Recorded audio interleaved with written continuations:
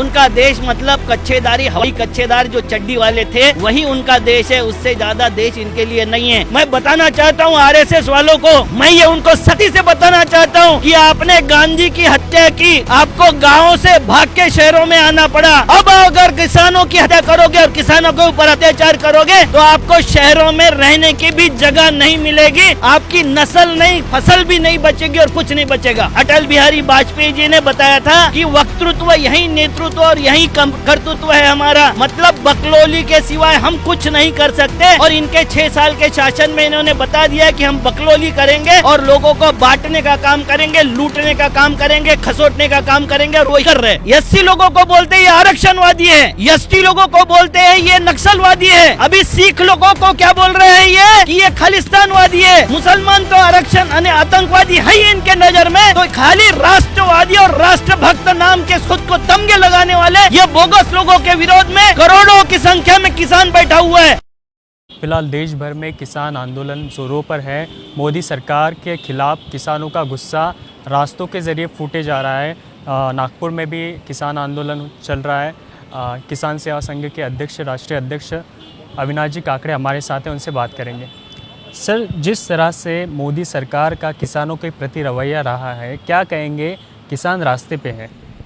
देखो, ये मोदी सरकार नहीं, ये संघी सरकार है। मोदी सरकार नहीं, संघ की सरकार है। और जो संघी सरकार बोगस सरकार है, क्योंकि आरएसएस संगठन ही बोगस है। ये कहीं भी रजिस्टर्ड संगठन नहीं है, किसी भी भारतीय संविधान की धारा में रजिस्टर्ड न होने वाला संगठन है आरएसएस, जो करोड़ों रुपए इकट्ठा करता मगर इसका हिसाब नहीं देता, जो अनेकों दंगल करता मगर इसका हिसाब नहीं देता, जो अनेकों हत्या करता मगर उसकी कोई बात और उसका कोई हिसाब नहीं देता, क्योंकि हत्या करने वाला हमारा आदमी नहीं था, ये बोलने वाला ऐसा संगठन है। ये संगठन लोगों को अभी प्रमाण पत्र दे रहा है, बोगस यूनिवर्सिटी लोगों को प्रमाण पत्र दे रही है। ये जैसे किसानों को बोलते हैं ये जातिवादी है, एससी लोगों को बोलते हैं ये आरक्षणवादी है, एसटी लोगों को बोलते हैं ये नक्सलवादी है, अभी सिख लोगों को क्या बोल रहे हैं ये कि ये खालिस्तानवादी है। मुसलमान तो आरक्षण आतंकवादी है ही इनके नजर में, तो खाली राष्ट्रवादी और राष्ट्रभक्त नाम के खुद को तमगे लगाने वाले ये बोगस लोगों के विरोध में करोड़ों की संख्या में किसान बैठा हुआ है।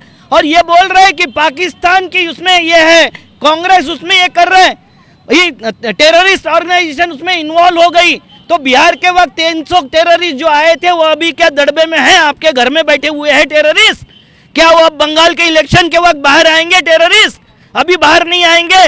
तो ये उन किसानों को, उन मेहनत कशों को जो हमारे देश का 40% गेहूं पैदा करते हैं, उनको ये खालिस्तानवादी बोलते हैं। और मैं आपको बताता हूं, गिड्डे नाम का एक हरामी जो यहाँ मराठा और दलितों के बीच में झंझट लगाने वाला आदमी वहां डेरा लेके बैठा हुआ है, और वो कौन से मोमेंट में वहां विस्फोट पैदा करेगा, कौन से मोमेंट में अपने लोगों को बुला के बम विस्फोट करेगा, उसकी कोई खातरी नहीं रहे, किसी को गारंटी नहीं है। इसीलिए ये उसको पहले पार्श्वभूमि तैयार कर रहे हैं कि वहाँ खालिस्तानी बैठे हुए हैं, वहाँ पाकिस्तानी बैठे हुए हैं, वहाँ आतंकवादी बैठे हुए हैं। मैं बताना चाहता हूँ आरएसएस वालों को, मैं ये उनको सख्ती से बताना चाहता हूँ कि आपने गांधी की हत्या की, आपको गाँव से भाग के शहरों में आना पड़ा। अब अगर किसानों की हत्या करोगे और किसानों के ऊपर अत्याचार करोगे तो आपको शहरों में रहने की भी जगह नहीं मिलेगी। इसके बाद में आप भागकर कहाँ जाओगे ये तय आप पहले से कर लो, वरना आपकी नस्ल नहीं, फसल भी नहीं बचेगी और कुछ नहीं बचेगा। सरकार प्रोड्यूस कर रही है, किसी भी मुद्दे पर जवाब नहीं देना है। जब इनके पास में जवाब नहीं होता तो किसी को आतंकी बोलना, किसी को नक्सलवादी बोलना, किसी को कुछ बोलना, किसी को कुछ बोलना, ये इनके पलायनवाद के हथियार है। और वो हथियारों के साथ में ये अपना धंधा करते हैं। राजनीति इनके लिए धंधा है। उनके जो पहले प्रधानमंत्री बने थे अटल बिहारी वाजपेयी जी ने बताया था कि वक्तृत्व यही नेतृत्व और यही कर्तृत्व है हमारा, मतलब बकलोली के सिवाय हम कुछ नहीं कर सकते। और इनके 6 साल के शासन में इन्होंने बता दिया कि हम बकलोली करेंगे और लोगों को बांटने का काम करेंगे, लूटने का काम करेंगे, खसोटने का काम करेंगे, और वो कर रहे।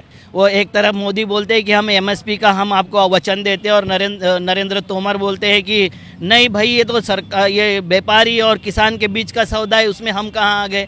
तो ये चोर है, पूरी तरीके से चोरी करते हैं। पूरी तरीके से ये झूठा वाक्य प्रचार करते हैं और हर तरीके ये बोलते हैं कि ये जुमले थे।